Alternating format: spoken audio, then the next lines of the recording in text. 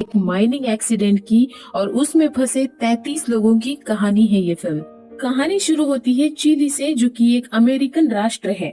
आज का दिन सबके लिए किसी भी आम दिनों के जैसा ही है। सब लोग एंजॉय कर रहे हैं, पार्टी कर रहे हैं। उन लोगों के साथ उनके गांव में मारियो है, रिचो है, एलेक्स है, जो माइन में 45 सालों से काम करने के बाद रिटायर्ड हो रहे एक उनके साथी की पार्टी में शामिल है। दूसरी ओर मारिया है और उसका भाई दारियो है, जो अपनी बहन से नाराज है और बहुत ज्यादा शराब पीता है। और एक तरफ योनी है, जिसकी एक गर्लफ्रेंड है और दूसरी वाइफ है। ये सब लोग बस में बैठकर माइन में काम करने जा रहे हैं, जो कि अटाकामा रेगिस्तान में है। और आज का दिन है 5 अगस्त 2010। वहाँ पहुंचकर रिचो वहाँ के ऑफिसर को बताता है कि उसे लेवल 3 पे एक कांच का टुकड़ा मिला है और ये कांच के टुकड़े दरारों में लगाए गए थे, ताकि अगर माउंटेन शिफ्ट होता है तो उसका उन्हें पता लग सके। पर ये एक प्राइवेट माइन है और यहाँ पे सेफ्टी को नजरअंदाज किया जाता है, सो इस बार भी माउंटेन शिफ्टिंग पे ध्यान नहीं दिया जाता। दरअसल अटाकामा रेगिस्तान में बनी ये कॉपर एंड गोल्ड माइन सन 1889 में एक कंपनी द्वारा बनाई गई थी। इस खान में अपने घटिया सुरक्षा इंतजामों के कारण कई लोगों की जान जा चुकी थी और खान बहुत गहरी होने के कारण इस खान में गर्मी भी बहुत ज्यादा थी। इसीलिए इस खान में ज्यादा लोग काम करने के लिए तैयार भी नहीं होते थे। लेकिन इस खान में काम करने वालों को अच्छा मेहनताना मिलता था, इसीलिए कुछ लोग यहाँ काम करने के लिए तैयार होते थे। सो एज यूजुअल इस बार भी सेफ्टी पे ध्यान नहीं दिया जाता और फाइनली सब लोग खान के अंदर जाने के लिए निकल पड़ते हैं। अंदर जाते ही खान कितनी खतरनाक हो सकती है इस बात का एहसास होता है। अपने डेस्टिनेशन पे पहुंचने के बाद ये सब लोग अपना अपना काम शुरू करते हैं। वैसे ये लोग 1700 फीट जमीन के नीचे है और इनसे भी नीचे मतलब 2300 फीट नीचे कुछ लोग ऑलरेडी काम कर रहे हैं। रिचो का काम इन सब की सेफ्टी और इन सब से ज्यादा काम करवाना है। सो रिचो ने जहाँ कांच के टुकड़े लगाए थे वो चेक करने के लिए वहाँ जाता है, तो उसे वहाँ पे और कांच के टुकड़े मिलते हैं और एक नई और बहुत बड़ी दरार भी मिलती है। सभी लोग अपने अपने काम में बिजी होते हैं और अचानक से एक झटके के साथ सब कुछ वाइब्रेट होने लगता है और कुछ समझ पाए इससे पहले माउंटेन नीचे गिरने लगता है और सब लोग अपनी अपनी जान बचाकर भागने लगते हैं। सब लोग गाड़ी में बैठकर बाहर की तरफ जाना चाहते थे, लेकिन रिचो की टीम जो कि 1700 फीट नीचे काम कर रही थी, रिचो समझ जाता है कि वो सब बाहर नहीं निकल पाएंगे, इसीलिए 2300 फीट नीचे बने हुए इमरजेंसी शेल्टर, जिसको रेफ्यूजी बोलते हैं, उधर की ओर जाने के लिए कहता है। और उसी समय जो लोग नीचे काम कर रहे थे वो लोग भी एक छोटी सी गाड़ी में बैठकर ऊपर की तरफ बाहर जाने के लिए निकल पड़ते हैं। इस बीच बुरी तरीके से माउंटेन ढह रहा है और इसी बीच रिचो की गाड़ी के सामने उसके और 2 कर्मचारी आते हैं। रिचो गाड़ी स्लो करता है तो उनमें से एक आदमी गाड़ी में चढ़ने में कामयाब होता है, लेकिन दूसरा गिर जाता है। बड़ी मुश्किल से वो फिर से उठ के गाड़ी पे चढ़ने में कामयाब होता है और जैसे ही वो गाड़ी पे चढ़ता है पूरी खान बुरी तरीके से ढहने लगती है और इधर नीचे से ऊपर की तरफ जो टीम आ रही है। कसम खाओ कि कभी शराब नहीं पियोगे? नहीं पियेंगे। मेरे सिवा दूसरी औरत को भी नहीं देखोगे? नहीं देखेंगे। जुआ नहीं। उनकी गाड़ी अचानक से रिचो की गाड़ी के सामने आ जाती है और उनकी गाड़ी का एक्सीडेंट हो जाता है और तभी उनके सामने वाली रोड की छत ढहने लगती है और सभी लोग गाड़ी से उतरकर भागने लगते हैं। लेकिन एक बड़ा सा धमाका होता है और चारों ओर अंधेरा छा जाता है और खान के एंट्री पे जबरदस्त धूल के धमाके के साथ बाहर के लोगों को भी पता चलता है कि अंदर कोई बड़ा हादसा हुआ है। अंदर धीरे धीरे एक एक जन उठ के एक दूसरे को खोजने लगते हैं। उनमें से ज्यादातर लोग सही सलामत हैं, लेकिन कुछ लोगों को चोट भी लगी है। तभी मारियो की नजर किसी चीज पे पड़ती है और सब लोग वहाँ देखने लगते हैं, तो एक बहुत बड़ा सा रॉक वहाँ पे गिरा है। मारियो कहता है कि ये माउंटेन का दिल है जो फाइनली टूट ही गया। वैसे ये रॉक 2 एम्पायर स्टेट बिल्डिंग जितना बड़ा है। अंदर फंसे सभी लोगों की फैमिलीज को ये खबर बाहर मिल जाती है और हर न्यूज चैनल पे यही न्यूज चल रही है, सो पूरी दुनिया को इस हादसे के बारे में पता चलता है। और यहाँ अंदर रिचो कितने लोग हैं ये काउंट करता है तो वो सब मिलके 33 लोग हैं। रिचो कहता है हम 33 है और रेफ्यूजी 30 लोगों के लिए बना है, क्योंकि बाहर जाने का रास्ता ब्लॉक हो चुका है, इसलिए हमें इमरजेंसी के लिए बने रेफ्यूजी में जाना होगा। तो मारियो कहता है कि चिमनीज जो कि वेंटिलेशन के लिए बनाई गई थी, वहाँ आपातकालीन सीढ़ियाँ बनाई गई है, सो हमें वहाँ से बाहर जाने की कोशिश करनी चाहिए। तो मारियो चिमनीज की ओर जाता है अपने 2 कर्मचारी साथियों को लेकर, और रिचो बाकी सबको लेकर रेफ्यूजी में जाता है। बाहर सभी 33 लोगों की फैमिलीज बेसब्री से अपनों का या अपनों के बारे में किसी भी खबर का इंतजार कर रहे हैं, पर उन्हें वहां से भगाने की कोशिश की जा रही है, लेकिन वो लोग वहां से हिलने के लिए भी तैयार नहीं हैं। और इधर चिली के राष्ट्रपति तक भी ये खबर पहुंच जाती है, और वो इन लोगों की जान बचाने के लिए रेस्क्यू ऑपरेशन स्टार्ट करने का डिसीजन लेते हैं, और घटना स्थल पर खुद माइनिंग मिनिस्टर को भेजते हैं, जिसका नाम है लॉरेंस। इधर अंडरग्राउंड में मारियो आपातकालीन सीढ़ियों तक पहुंच जाता है और रिचो रेफ्यूजी तक, लेकिन रेफ्यूजी में जो रेडियो था वो पूरी तरीके से खराब हो चुका है। सो अब रिचो बाहर किसी से भी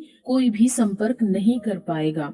फर्स्ट एड में भी कुछ खास नहीं बचा था। इधर मारियो आपातकालीन सीढ़ियों पर चढ़ने लगता है, लेकिन सीढ़ियां आधे में जाकर खत्म हो जाती हैं और मारियो को भी वापस रेफ्यूजी में आना पड़ता है। लेकिन उसी दौरान एक और झटका लगता है और खान वाइब्रेट होने लगती है, तो सबको लगता है कि अब वे नहीं बचेंगे, इसलिए ईश्वर से आखिरी प्रार्थना करने लगते हैं। दूसरे दिन लॉरेंस वहाँ आता है गवर्नमेंट की तरफ से। गेट पे खड़े सारे लोग उसे रोकते हैं और लॉरेंस उन्हें हर संभव कोशिश करने का वादा करता है, लेकिन माइन के लिए काम करने वाला ऑफिसर लॉरेंस को बताता है कि अंदर कोई भी जिंदा रहे ऐसा हो नहीं सकता। अगर कोई भी जिंदा होगा तो भी रेफ्यूजी में सिर्फ 3 दिनों का खाना मौजूद है, सो हम कुछ भी नहीं कर सकते। लॉरेंस उसकी बात मान लेता है और बाहर जाकर सबको बताता है कि रेस्क्यू ऑपरेशन बहुत खतरनाक हो सकता है और अंदर किसी के भी जिंदा होने की संभावना ना के बराबर है, इसीलिए अब कोई भी रेस्क्यू ऑपरेशन नहीं किया जाएगा।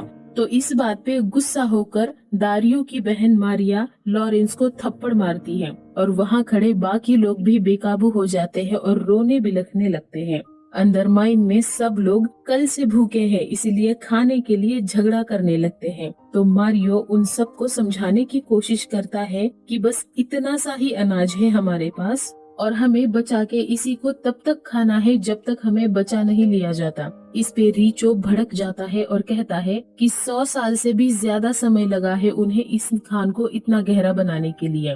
उन्होंने इमरजेंसी सीढ़ियां तक अधूरी छोड़ी है, वो हमें बचाने के लिए इतना खर्चा कभी नहीं करेंगे, हमें यही मरने देंगे। इस पे मारिया और चिल्ला के कहता है कि नहीं, मुझे पूरा विश्वास है कि हमें वो लोग बचाएंगे, अगर वो नहीं बचाएंगे तो हमारी फैमिलीज हमें बचाएंगी और मैं इसी बात पे विश्वास करता हूँ, क्योंकि इस बात पे विश्वास करना मैंने चुना है। तुम्हें किस बात पर विश्वास करना है ये तुम्हारी प्रॉब्लम है। अगले सीन में हम देखते हैं कि लॉरेंस राष्ट्रपति की परमिशन से रेस्क्यू ऑपरेशन स्टार्ट करना चाहता है और राष्ट्रपति लॉरेंस की मदद के लिए आंद्रे शुगारेट नाम के एक माइनिंग एक्सपर्ट इंजीनियर को भेजते हैं। आंद्रे लॉरेंस को एक्चुअल सिचुएशन के बारे में बताते हैं कि 200 मंजिला नीचे रेफ्यूजी में 33 पीपल है, मतलब 2300 फीट नीचे, और माइन एक बड़े से रॉक के कारण धंस गई है जो कि 2 एम्पायर स्टेट बिल्डिंग जितना बड़ा है। सो ड्रिल करके उनको जल्दी से जल्दी बाहर निकालना होगा।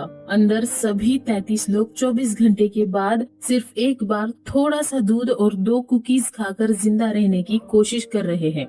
बाहर रेस्क्यू ऑपरेशन स्टार्ट करने के लिए 10 ड्रिल्स मंगाई जाती है जो कि दिन रात 24 घंटे काम करेगी। अंदर हेलमेट की लाइट्स काफी नहीं है, इसीलिए गाड़ी की बैटरी से लाइट जलाई जाती है। तभी उन सबको ड्रिल्स की आवाज सुनाई देती है और उनकी खुशी का ठिकाना नहीं रहता। बाहर आंद्रे को ड्रिलिंग में बहुत सारी प्रॉब्लम्स आ रही है और लॉरेंस सभी 33 लोगों के परिवार वालों को खाने पीने, मेडिकल और बच्चों के टेम्परेरी स्कूल की सुविधाएं उपलब्ध करा के देता है ताकि उन्हें कोई और परेशानियां झेलनी ना पड़े। दिन ब दिन इनका खाना भी खत्म हो रहा है। इधर 12वें दिन आंद्रे रेफ्यूजी के पास पहुंचने में कामयाब होता है, लेकिन 10 मीटर से चूक जाता है। नीचे सभी लोगों की खुशी फिर से इंतजार और निराशा में बदल जाती है और बाहर भी सभी फैमिली मेंबर्स खुद को संभालने की कोशिश करते हैं और अंडरग्राउंड में इनके पास का खाना अब खत्म हो चुका है और ये अपना लास्ट मील खा रहे हैं।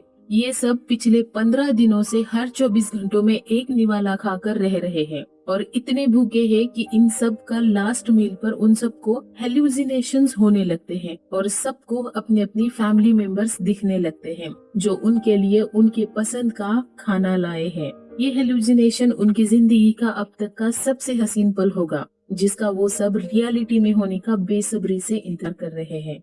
लेकिन बाहर आंद्रे सबकी उम्मीदों पर पानी फेरकर हार मानकर ये रेस्क्यू ऑपरेशन छोड़कर जाना चाहता है क्योंकि उसे लगता है कि अंदर के सारे लोग अब तक मर चुके होंगे और ड्रिल्स का निशाना सही जगह पर मतलब रेफ्यूजी पर नहीं लग रहा और ना ही कभी लगेगा। तब लॉरेंस उसे कहता है कि ड्रिल्स की दिशा बदलकर एक आखिरी बार तो कोशिश करो। उसकी बात मानकर ड्रिल स्टार्ट कर दी जाती है और नीचे 17वें दिन किसी को भी कुछ भी खाने को नहीं मिला है। सबकी हालत खराब हो चुकी है, सब लोग अपनी होप खो चुके हैं और बाहर निकलने से ज्यादा मरने का इंतजार करने लगे हैं। तभी अचानक भगवान उनकी और उनकी फैमिली की सुन लेता है और ड्रिल्स ठीक जगह पर अंदर आ जाती है। ड्रिल्स को देखकर सबके अंदर एक बार फिर जान आती है। सब लोग खुशी से पागल हो जाते हैं। ड्रिल्स पे मार कर ऊपर आवाज पहुंचाने की कोशिश करते हैं जो कि लॉरेंस सुन लेता है और ड्रिल को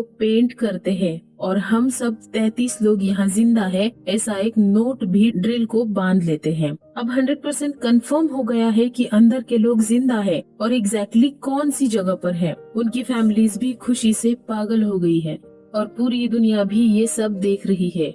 अंदर फंसे 33 लोगों के लिए नासा एक खास तरीके का लिक्विड फूड बनाती है। आंद्रे उन सभी 33 लोगों को बाहर निकालने के लिए सिर्फ एक ही प्लान पर निर्भर रहना नहीं चाहते थे, इसीलिए प्लान ए, प्लान बी और प्लान सी ऐसे 3 प्लान एक ही समय पर अलग अलग टीमों द्वारा चलाए जा रहे हैं जिसमें अलग अलग देशों द्वारा दुनिया की सबसे बेहतरीन ड्रिल्स काम पे लगाई गई थी। अंदर उन तक खाना, कपड़े, फोन, कैमरा और उनकी सभी जीवन आवश्यक वस्तुओं को पहुंचाया जा रहा है। फोन और कैमरा के थ्रू उन सबको अपनी अपनी फैमिली से बात करने का मौका भी दिया जा रहा है।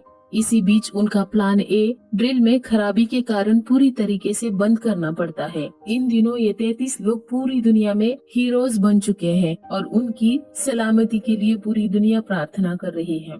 उन सभी 33 लोगों से चिली के राष्ट्रपति भी वीडियो कॉल थ्रू बात करते हैं और उन्हें वहां से बाहर निकालने का वादा करते हैं। इसी बीच इनका प्लान सी भी ड्रिल में टेक्निकल खराबी के कारण बंद पड़ जाता है और ड्रिल्स को वापस भेजना पड़ता है। अब सबकी उम्मीदें सिर्फ प्लान बी पर टिकी हुई है। पूरी दुनिया से लोग इस रेस्क्यू ऑपरेशन के लिए मदद दे रहे हैं। सो इनको बचाने के लिए बजट या पैसों का प्रॉब्लम अब पूरी तरीके से खत्म हो चुका है।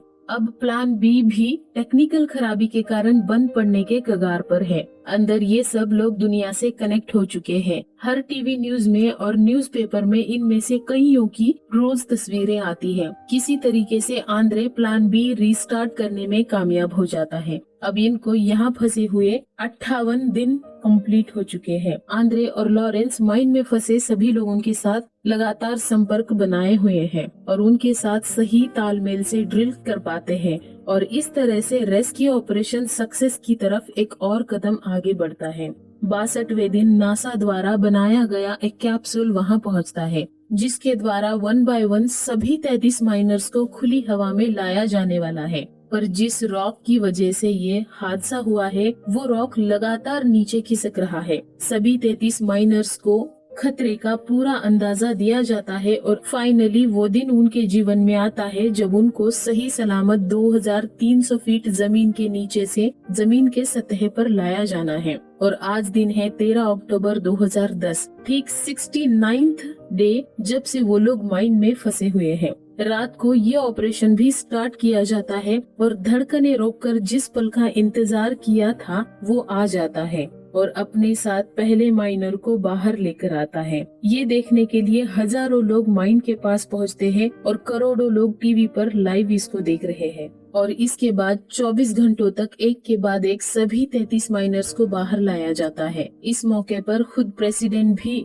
वहाँ मौजूद थे। 69 दिन जमीन के नीचे 2300 फीट रहने के बाद आखिरकार वो सब लोग अपने अपनों से मिल पाते हैं। और मूवी यहीं पे खत्म हो जाती है। माइन कंपनी पर मुकदमा तो चलता है, लेकिन इस घटना के लिए माइन कंपनी को दोषी नहीं पाया जाता और माइनर्स को भी कभी कोई मुआवजा भी नहीं मिलता। इस फिल्म की स्टोरी आपको